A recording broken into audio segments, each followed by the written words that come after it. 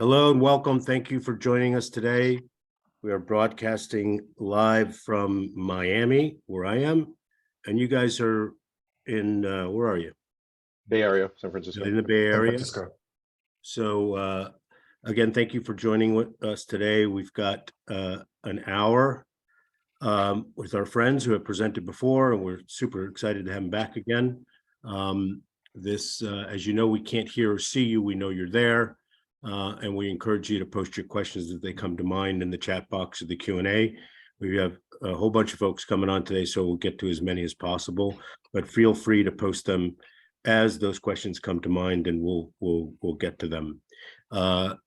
The session today is being recorded. We're going to post it to the Family Office Insights YouTube channel, I think, as long as you guys will let us. And then we'll also give you the file, and you guys can post it where you want. You can also connect directly. We'll make sure you get in touch and give everybody's contact information, and feel free to contact the folks directly. Just a reminder, we are doing this webinar as a pitch webinar, seeking investment into the fund. If you have opportunities that you might want to bring to the table, write a check first, and then you can bring an opportunity in. So I can say that, right, guys? So, correct. Yeah. So thank you for being here again. If there's folks that you know that would benefit from hearing this, you can send them to the recording, or of course put them directly in contact with Ben and Roman. I screwed up. What is it? Romain is perfect. Romain. Yeah. Romain. Like the letters. Okay, excellent. So with that, thank you again for being here. Who's going to take it away? Romain will take us away. Okay. I'll start. Okay. First of all, thank you, Arthur. It's always a pleasure being with you. Hello, everyone. We don't see you, but it's a pleasure to be with you today. I'll introduce myself first. My name is Romain, born and raised in Paris, France. Spent 4 years in New York City 20 years ago. And I've been living in San Francisco since 2010, where I met my co-founder, who's there, Ben, also born and raised in France. We met like 10 years ago, and we shared a lot of passions, including music and how to play guitar. But mostly, we've been discussing over the last 10 years about how to invest in tech, about seed investing. And actually, for years now, we've been puzzled by something that we think is weird, is the fact that tech investors don't use the very technology they finance for themselves.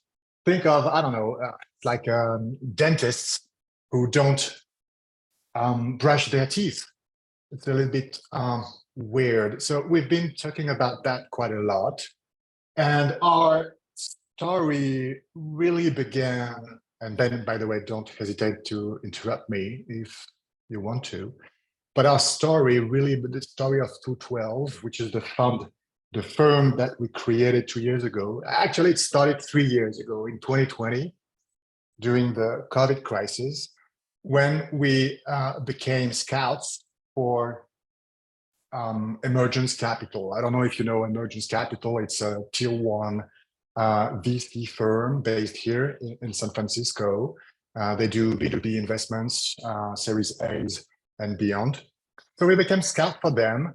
And like, everyone else, we started traditionally, meaning we both have networks. So we started to meet with entrepreneurs in our network. And what happened is that, not every entrepreneur is brilliant or, really good at what they do or at what they want to do. So we actually became pretty bored during those meetings. So we had this idea, and this is how everything started, to use an algorithm that was clipping on the shelf, an algo that we had access to because Ben was an angel in company that built the algo, and I knew the CEO. It's an algo that scores founding teams. It scores people, founders. And it tells you if actually they are great founders. So we use that just to take meetings or not. And what happened is bad meetings disappeared. So we thought at the time, 2020, hey, maybe there's something here. So from there, we never stopped iterating, and we created this firm, 212 Angels, at the time with the support and the financial support of Emergence Capital.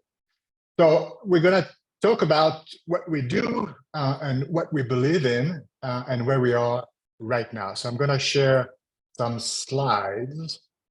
Can you just define for the group, because I think it's fun and instructive, what the name of the firm stands for?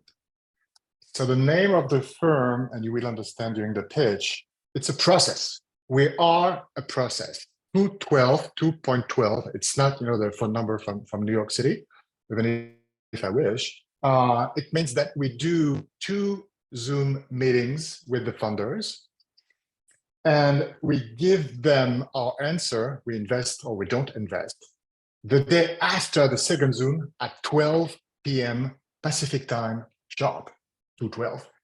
But actually, it means that it means for the founders that our process is super transparent, super clear, pretty fast, straightforward, and they love that.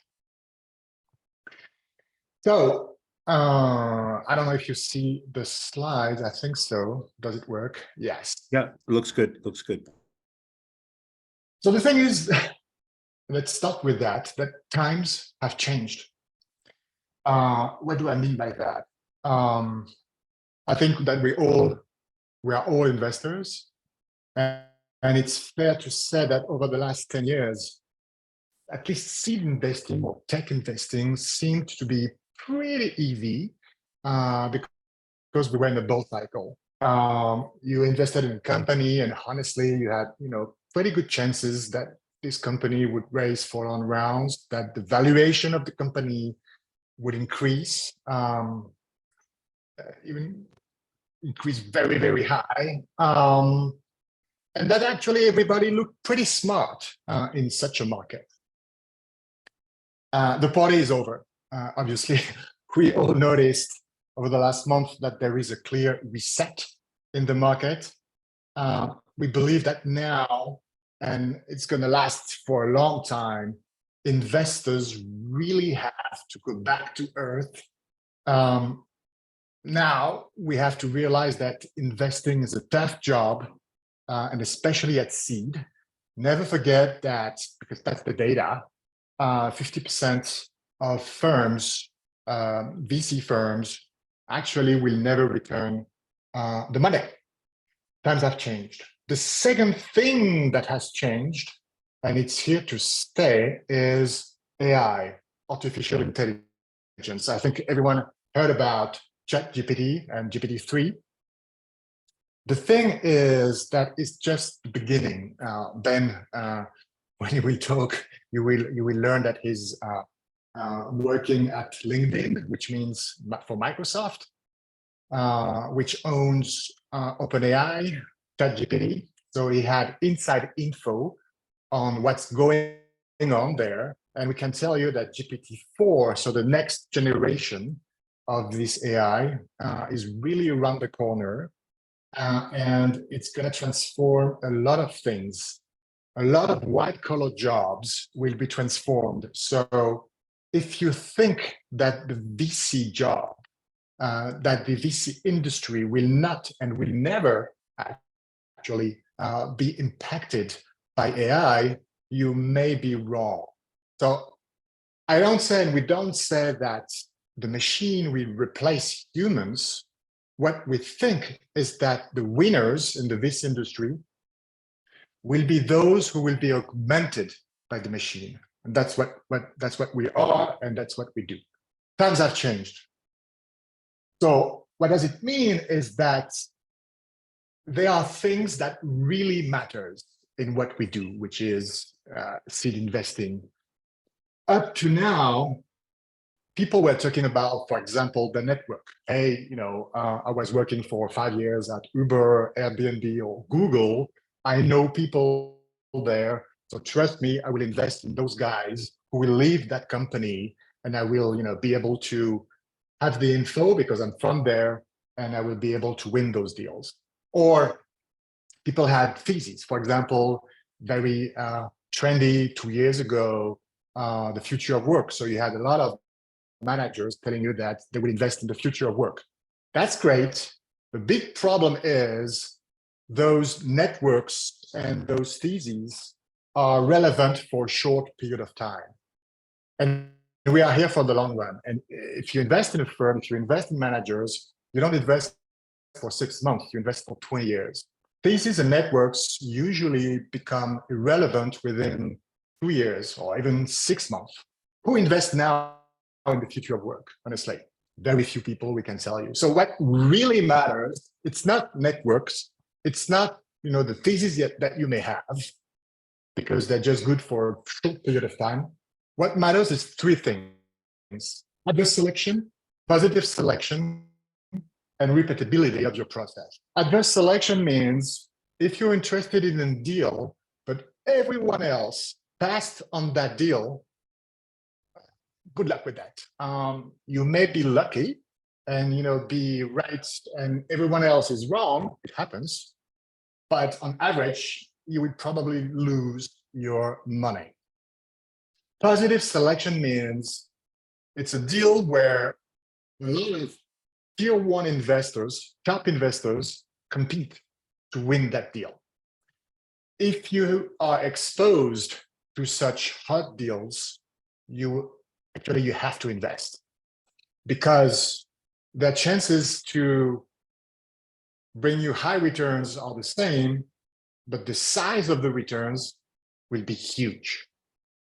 And the repeatability means that you need to have a process that is repeatable, that lasts for decades. Because what we are looking for as managers, and what the LPs are looking for when they invest in a firm, is we need to have winners over and over and over again. Those are the 3 things that matters, and we have designed the firm, the model of 212 Angels, based on those 3 things. When we launched 212 2 years ago, we launched Fund 1, which was a pilot fund, pretty small fund of $7 million on January 2021.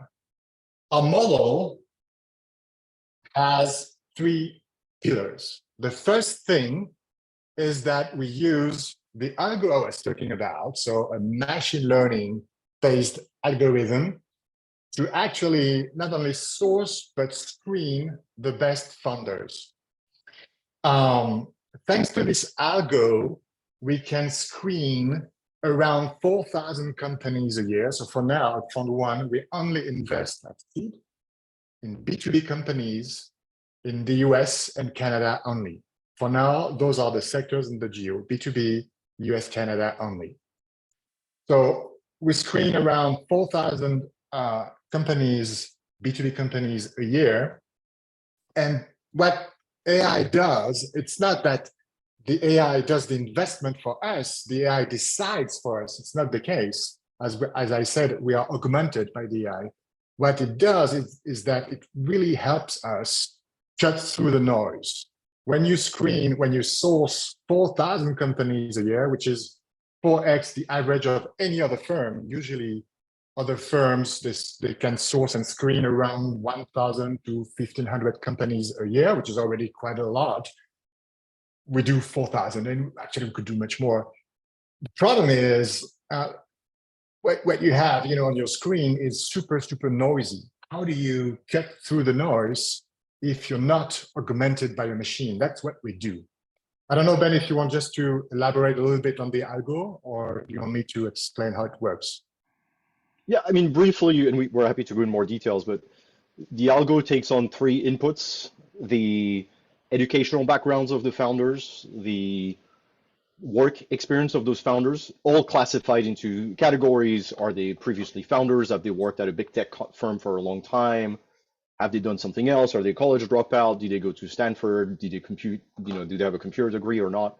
Those type of things, as well as evaluating personalities outside in based on what people say on social media, on blogs, on their own website. So we crunch that data through a personality analysis. And so it gives us this almost three-dimensional view of the founding team based on all those dimensions. And we compare that to pockets, combination of those dimensions that have been successful in the past. And successful in the algo is defined as what are the chances of this team, the day of inception, so we drop all the data after that, to raise $20 million or more, meaning will they effectively go through to Series B, which if you're investing at seed and you have a high concentration, especially then on top of that with top funds at seed and at B, you're printing money.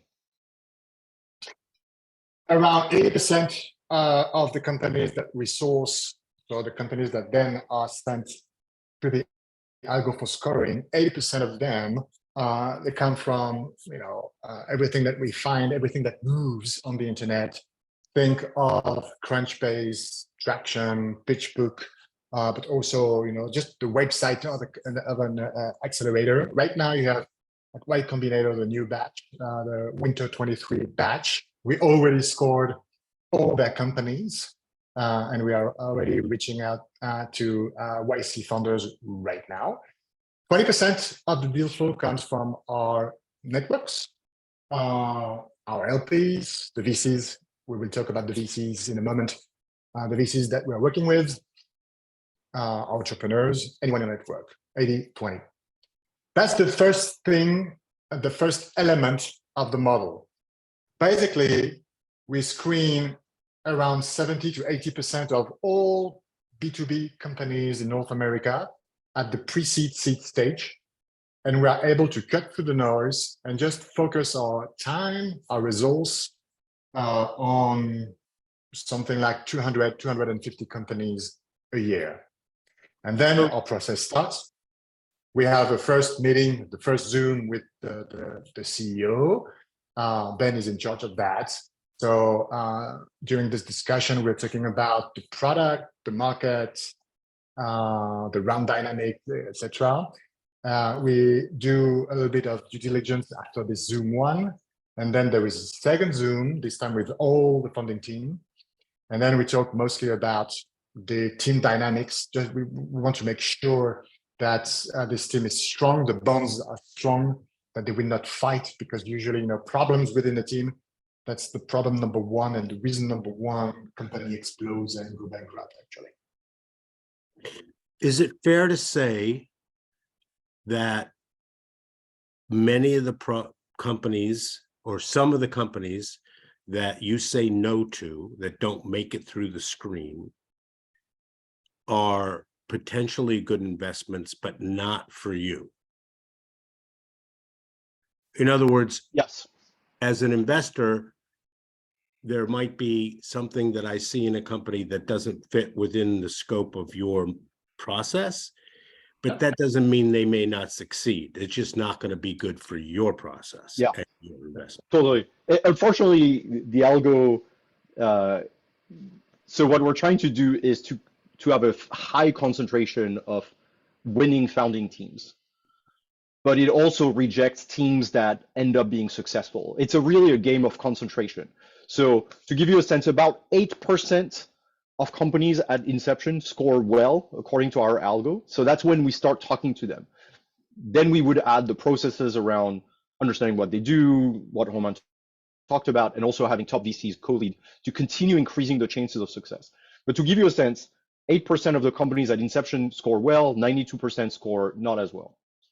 If you look at the IPO market for 2021, 50% of the companies that IPO'd in tech actually had a strong score, according to our algo. So the chances of success are much higher, but it also means there are other companies that were successful nevertheless. It's a question for us of, we're going to take 60 bets and we want as many of those to be successful, and some of them we're going to miss. Yeah. Totally. And I'm not, it's not a criticism of the process, just an optic that I wanted to see if Yeah. what I was sensing is true. That's all. Yes. Yeah, absolutely. So it's great. We see tons of companies. We can focus on, 200 companies a year. Nice, great funders, all of them, thanks to the algo.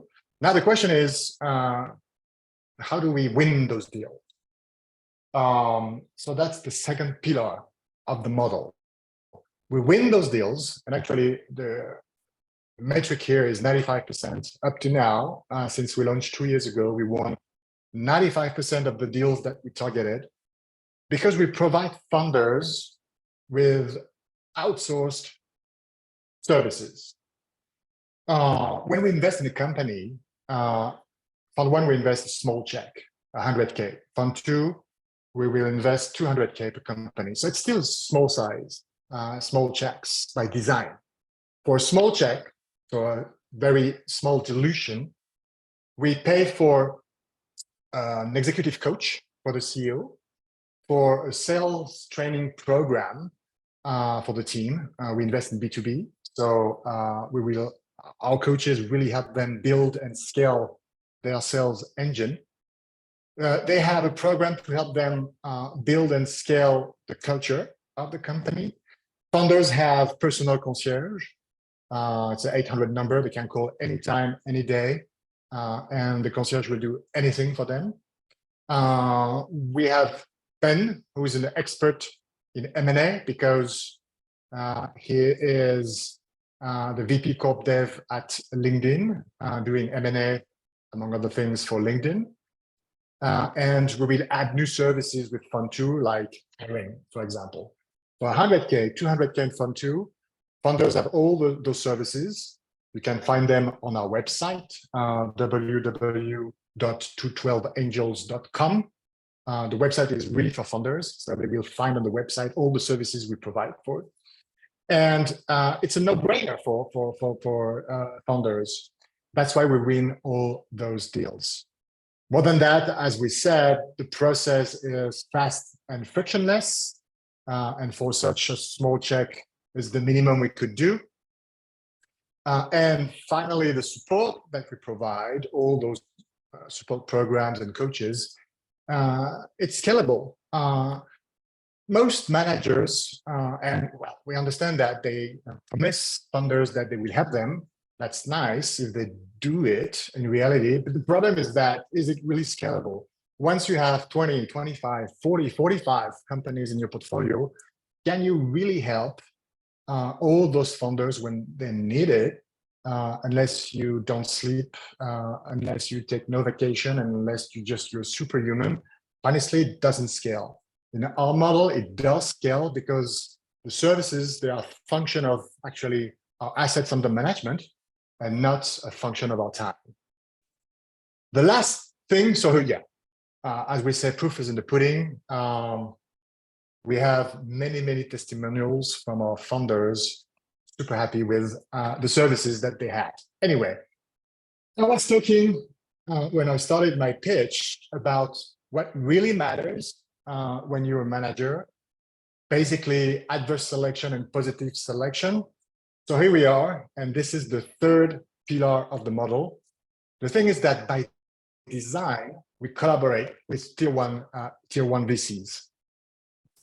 Ben, maybe you will start with the process. Once you talked to a company after the Zoom one, what happens? You're on mute. Sorry, our top of the funnel deal flow is about 20% inbounds from, or introductions rather, from VCs, from our LPs, etc. 80% is companies we source, as Romain mentioned, across a whole bunch of sources, Accelerator, AngelList, Crunchbase, etc. For those who pass our first screen with the algo, and I find interesting or a good fit for what we can review in our top funnel, then I engage with them. What often happens is they don't yet have a lead. We try to get in early into those conversations. If I like what they're building, if I'm able to vouch for the fact that there's a strong product market fit or a founder market fit if it's that early stage, if the market they're going after is large and the product makes sense, then I offer to make intros to VCs. And what we've done last year is 225 successful VC to founder intros. And so VCs are starting to see a very high quality deal flow from us. And we've been building this over the last 2 years. A recent example, Bessemer Ventures led a $10 million investment in a company that we had introduced to them through that mechanism, for example. And as a result, those VCs over time have learned to engage with us. At some point, a number of them actually auto-take the meetings in the companies that we propose to them, and they start sharing with us their deal flow as well. Effectively, we have ongoing monthly or biweekly call with 8VC, NFX, Floodgate, First Round, etc. All the top players. We talk to Andreessen on a regular basis, etc. All the top players at seed and Series A we can talk to. And so that gives us the ability to help founders with introductions to VCs, which is part of our value add, but it also means VCs invite us into their deals. And so recent example, we invested in a company called Bounty.ai back in November, following an intro from Floodgate, which is one of the top seed funds in the US. They were leading the investment. There was room in the round for value add angels and smaller funds. They made the intro, we ran our process, they score well, we like what they're doing, and so we ended up investing. But effectively, the deal flow is the sort of currency of relationships with VCs, and so that's something that we put a lot of time and thought into so that we are on the radar of all the top VCs. Some of them are actually investing in the company as a show of support. Is in that example, when you had an opportunity to invest in their deal flow, were they companies that fit within your process? Yes. Sometimes people offer intros that don't match either our industry experience or the founders don't pass our screen, in which case we politely decline, as we say in the industry. And so we still run our full process. It has to be a fit for our portfolio, for what we like to invest in. But that's something that the VCs we work with on a personal basis tend to be investors in those spaces. So it happens to be generally well aligned. Yep, totally makes sense. So basically, conclusion is that in a portfolio, you only have companies where the score is super high. So basically, we have great funders according to the algo, and we checked humanly during our various meetings. 2, it's another condition for us to invest. Those deals are always led by tier 1 investors. Then you have different scenario. Sometimes we find a company, for example, they already closed actually their seed round with the top investor, but they reopened the round for us. Example, Key Financial. You will find that for those who want it in the deck. Key Financial, the seed round was led by Andreessen Horowitz. So in that case, we came to Andreessen. In other cases, as Ben said, they don't have lead yet, and we find the lead for them. If we don't find any leads for them, we don't invest. Now you understand why we always avoid adverse selection, because by design, we never invest in a company everyone else has passed on. We only invest in companies that have been chosen by at least one tier 1 investor. More than that, because we make so many introductions to so many VCs when a company doesn't have any lead yet, we get all the feedback from all VCs and the funders as well. The funders always tell us where they are in the fundraising process because we help them so much that they share where they are, which means that we have all the info on the round dynamics. When you have top VCs competing over this company, we have the info and we're able to win the deal because we actually help the funder getting in this competition. This is where we have positive selection bias. That's exactly what you need. Does it work? Such a model. So we started, remember, when we were scouts for Emergence Capital. At the time, the model was, pretty basic. We just had the algo and some ideas, but since then we've learned a lot. At the time, it was just mostly the algo, and we wanted top leads in most of those investments. That was in 2020. So in less than 3 years, we already have one unicorn. It's the company, it's a fintech company called CapChase. We invested at 8 million posts, something like that, Ben, if I remember correctly. 12. 12, oops. And since then, they raised $900 million, both in equity and debt. Unicorn. That was when we were scalped. Since we launched 212 January 2021, we sourced and screened 8,000 companies, B2B North America. We made, in 2021, we made exactly precisely 28 seed investments in 2021, 28 seed investments. 9 of them have already raised a Series A. That's 32%. Then you want to talk about this metric, or should I continue? I continue. So we made 28 seed investments in 2021, 10 new investments last year in 2022. And we have a pretty nice multiple on investment, a MOIC of 1.4 in less than 2 years, which puts us in the first decile.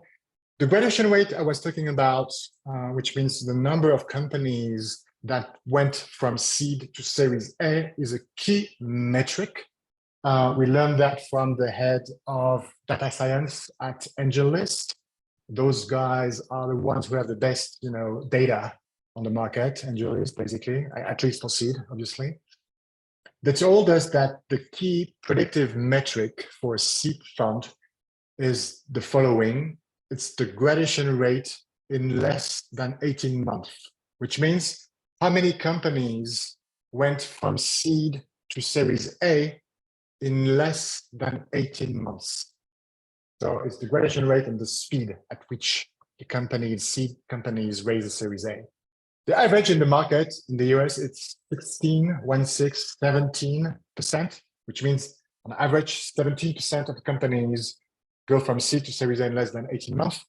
As I said, we had 9 out of 20 in 2021, less than 18 months. That's 32%. So it's pretty nice metric that shows that what we're doing is really working nicely. More than that, let's have a look at some of our portfolio companies, just to give you some color on the portfolio. BlueX, so we invested in BlueX in Q2 2021 at seed. The seed round was led by Greycroft. It's a marketplace for maritime freight shipping, but it's a fintech play. They launched the fintech products last November, in November 2021, actually more than a year ago. Think of paid later solution or invoice financing solution. In 2022, this company had 40 million in revenues, not GMV or what, in revenues. And we just learned actually 2 days ago that they will now raise their Series A. So pretty sure that this Series A with a company with 40 million in revenues, pretty sure that this Series A will be pretty massive. Another company draft now, it's called Maker.ai, 7 million ARR in less than 2 years. They raised a Series A with Khosla Ventures, a tier 1 investor here in the Bay Area. So that's kind of independent of any other metric. Having 40 million in revenue that close to its launch or founding MVP, whatever seed. Yeah. That's crazy. Like, it is crazy. Yeah. It is crazy. Yeah, it's a Series A that's going to look like a Series B or a Series C. Because that's what the company looks like at this point. So I don't want to eat up your time, but are they doing payment rails or just booking and scheduling? Is it SaaS? Are they getting, I'm just curious. Sure. On the platform, shippers can do everything. Really, they can manage their relations with the customers. because exactly as you said, it's scheduling, it's booking, all this stuff. But on top of that, they added fintech features.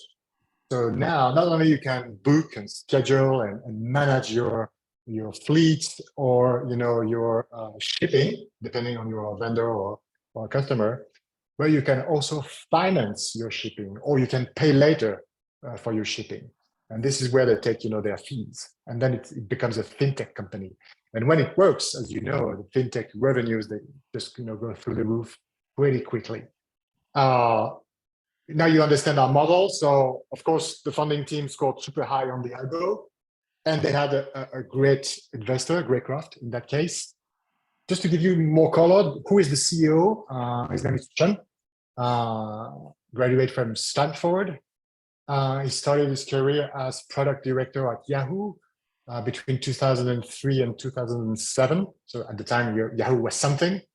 And then he launched his first startup back in 2007, something like that. It was a fintech company at the time, one of the earliest fintech companies in the US, providing loans to SMBs. He sold it 13 years later and then built BlueX Trade. That he started BlueX Trade in 2019.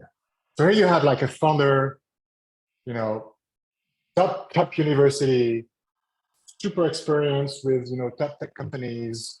It's not his first company, his second one, super experienced. That's the kind of founder that our algo finds. Just an example. Super cool. Yeah. Diversity. Maybe Ben, you want to? I can continue, but maybe people are already bored with everything, my accent and everything. A feature of our approach is because we go out and source people wherever they are, we see much more diversity at the top of the funnel. And so we're not a diversity fund. We didn't start with a thesis around that, or we're just looking at the outcome, which is in general 10x more diversity in the average seed fund. And that's not by making any trade-offs. All those people score well on our algo. They all have top VCs. We're all excited about what they're building.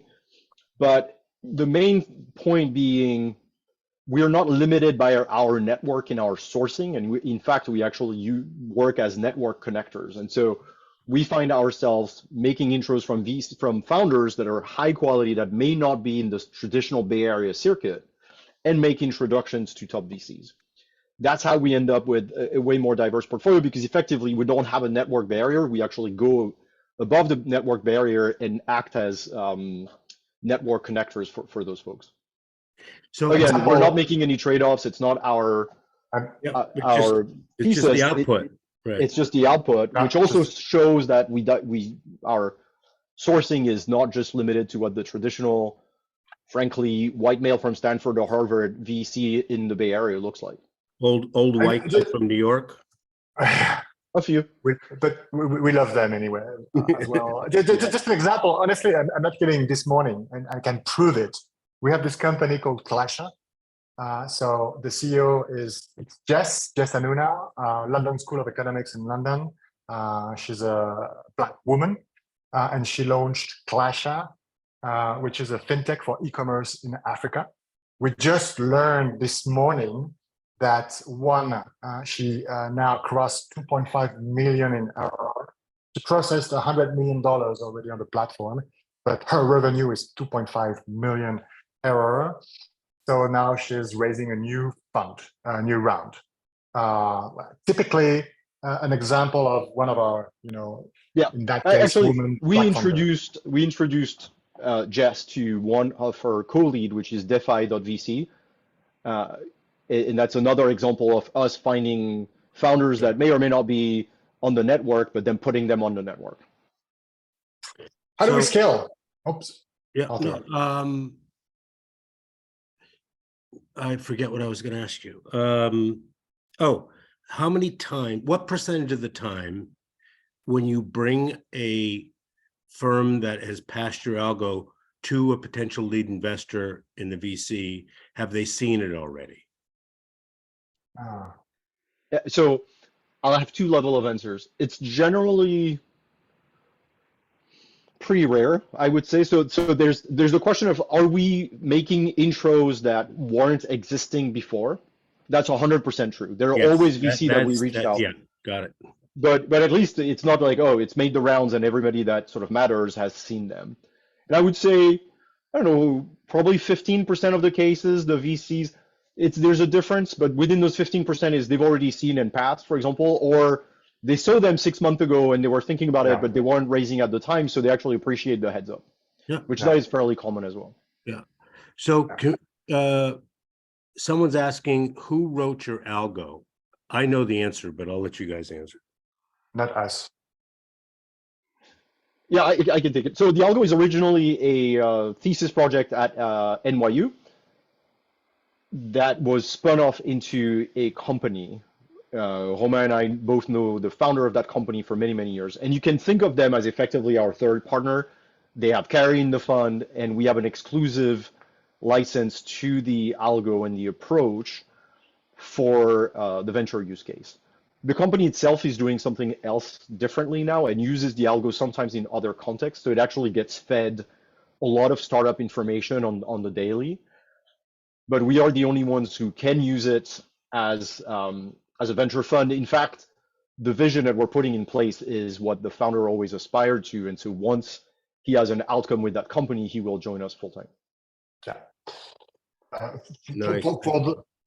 For those who would like to have would like access to our data room, happy to share our data room with anyone, and you will find among other things a white paper on the algorithm in the data room.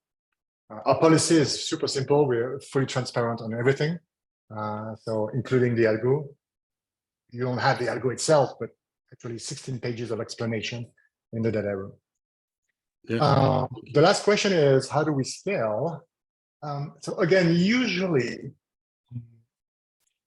funds increase the sizes. They have more and more AUM.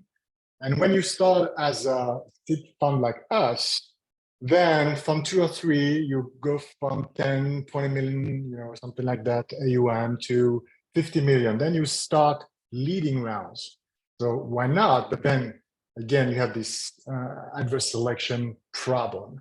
And then you raise 100 million, or you continue to scale and you raise like 150 million. So at the end, pretty quickly, actually, and we've seen that over the last 20 years, you end up with, you don't do seed anymore. You just became a Series A fund. That's great, why not? But you're not a seed fund anymore. That's not what we have in mind. That's not the way we will scale the firm. The way we will scale the firm is by adding or stacking up different verticals. Let me explain. The algo itself is geo-agnostic and sector agnostic. Today it works with North America and B2B companies, but it works with life science in Europe or consumer in Latin or anything else. So from there, what we will do is Fund 2 still focus solely on B2B North America. Fund 3, we will add, there will be again another fund on B2B America, same size, $30 to $40 million, 60 investments over 2 to 3 years. But we will add a new vertical. It's going to be B2B cybersecurity in Israel for pretty obvious reasons. But then on 4, you can think of another one. For example, it could be B2B Europe and then FinTech LATAM and then FinTech USA, or et cetera, et cetera. So that's how we will scale the firm. Processes will remain the same. The algo doesn't change. The only thing that we will have to add to the firm is new partners when we will open Fund 3, not for now. But when we will open B2B cybersecurity in Israel, we will need 1 or 2 new partners well connected to the Israeli ecosystem, to the funders there, and top VCs in Israel. That's how we will scale the firm. Has the notion of, or the implication of, machine learning, overused term, had an impact on your thinking or enhancing the algo, or is it static? It's not. So the first thing is that it's not static, because for such an algo, and Ben talked a little bit about it, you need to feed constantly the algo with data to make sure that it's trained and it's getting always better and better, because founders could change, conditions for success may evolve a little bit. So you need the algo to be really up to date. And we are lucky because it's the case. Ben, touched on it a little bit, but the algo right now is used by, for example, a famous bank dealing with startups in the US. They have like 50% of the market. They use it for the KYC process. They cannot use it for venture. We have the exclusive license on that, but they use it for the KYC. Your bank, what you want to do is the company is, applying for a loan. You want to make sure that the team is good enough so that the company will survive, for a long time. For us, it's great because every day the algo is trained with hundreds and hundreds of companies. Yeah, totally. For seed, what matters is the team. So to your question, of course, AI will evolve. As we said, it will make progress. Not sure you have many different angles to invest at seed. What really matters, again, is the quality of the team. So AI will make tons of progress, more conversational, more precise, this kind of thing. But regarding seed investing, I'm not sure that you could add many other angles to already what we do today. All right. Well, so I got another question, if it's all right, unless you want to keep on going on this. No, please. So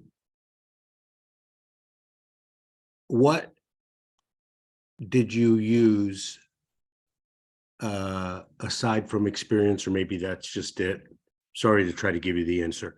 To decide which additional services to provide as standard stuff to the entrepreneurs, the shares, the coaching, the culture.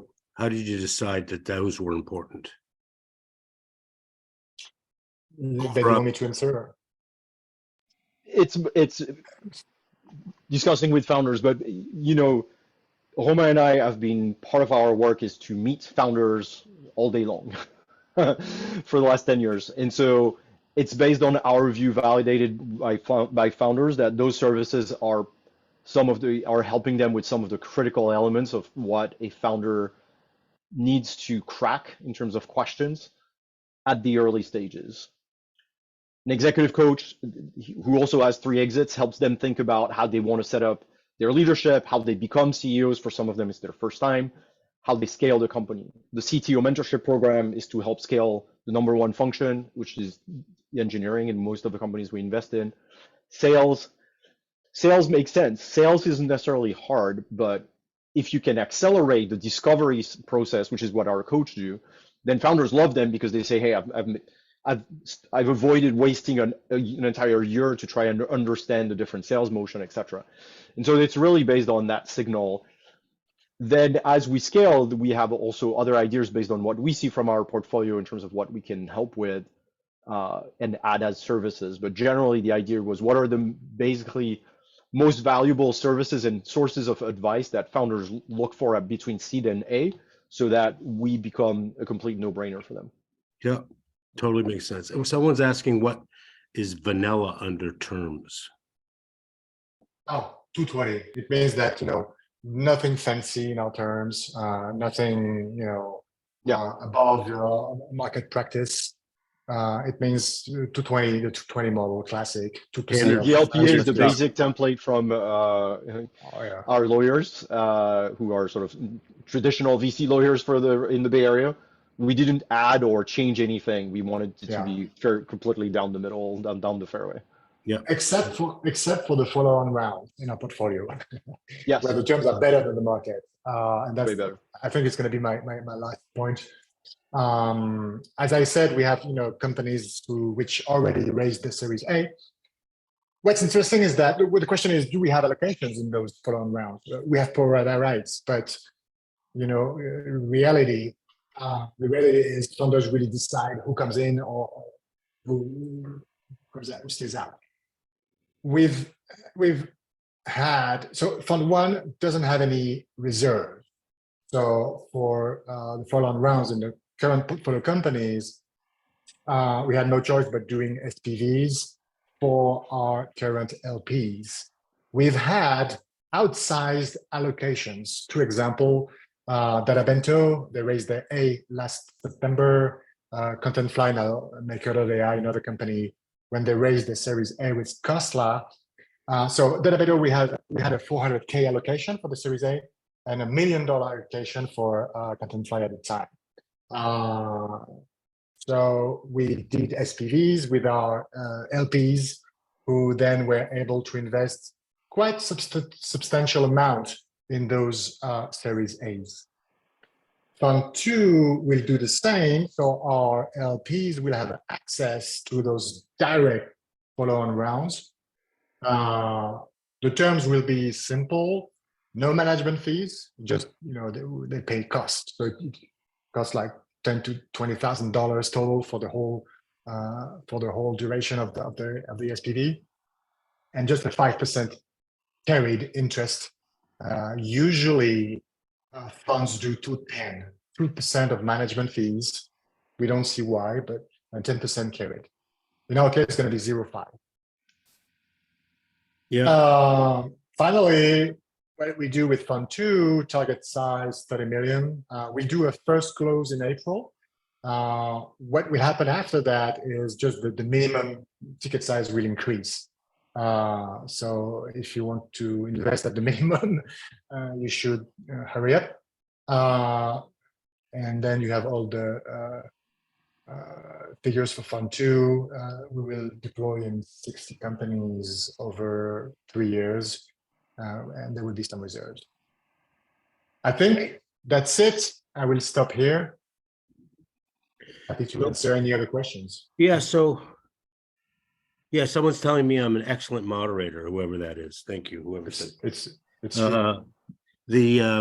thank you for saying that.